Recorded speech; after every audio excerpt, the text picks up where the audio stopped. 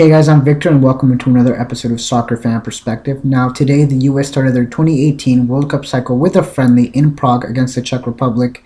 I'll start with my initial thoughts, followed by the positives, then the negatives, and then a little look into the future, and I will have the players' individual ratings at the end of this video. Now for my initial thoughts, judging by the roster, this game was going to be an experiment. Klinsmann wanted to get a closer look at the upcoming talent as well as some of the French players, so I expected a worse result than it actually turned out to be. This game was about getting a feel for the players, so the result in general didn't matter, but when you get a positive result in the process, it's always great.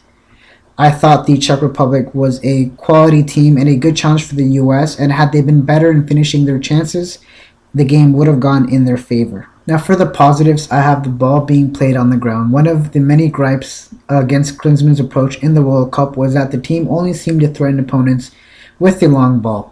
During this game, though, we saw a different side of the US, one that actually likes to play with the ball to feet and create chances on the ground instead of depending on chasing the ball through a long ball approach.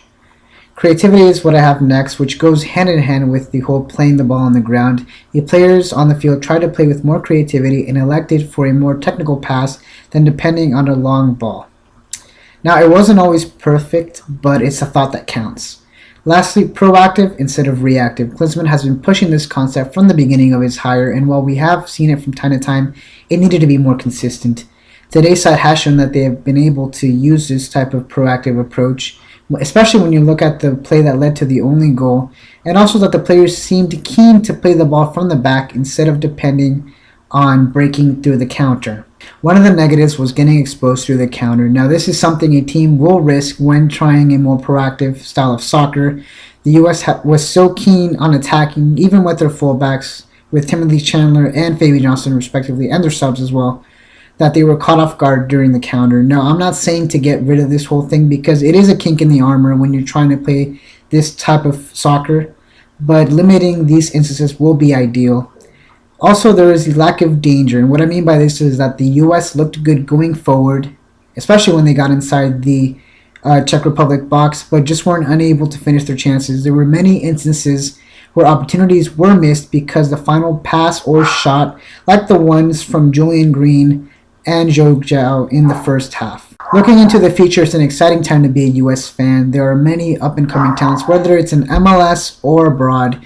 We've seen that this side can play the more proactive soccer that Klinsmann has promised, and he himself has said that many of these players will take part in the October friendlies. Many criticize Klinsmann for his lack of wanting to play against opponents during the World Cup, and while I don't think Jurgen has changed the US style per se, I'm willing to give him a pass because one, he accomplished the difficult feat of getting out of the group, and two, I don't think he's had enough time to change the team's philosophy. I feel that the next couple of tournaments will be key to determine whether or not he keeps his job for Russia 2018. And if there hasn't been a change by, let's say, the 2016 Copa America, then I think he will be on the hot seat. So that's it for this episode. Thank you guys for watching. What did you think about the game? Who impressed you? Who unimpressed you? And which player who didn't play were you looking forward to seeing? Let me know your thoughts in the comments section. Remember to hit that subscribe button and like button while we're at it. Follow the show on Facebook at Soccer Fan Perspective or on Twitter at SFP Soccer Show to stay updated. So until next time, guys, see you all later.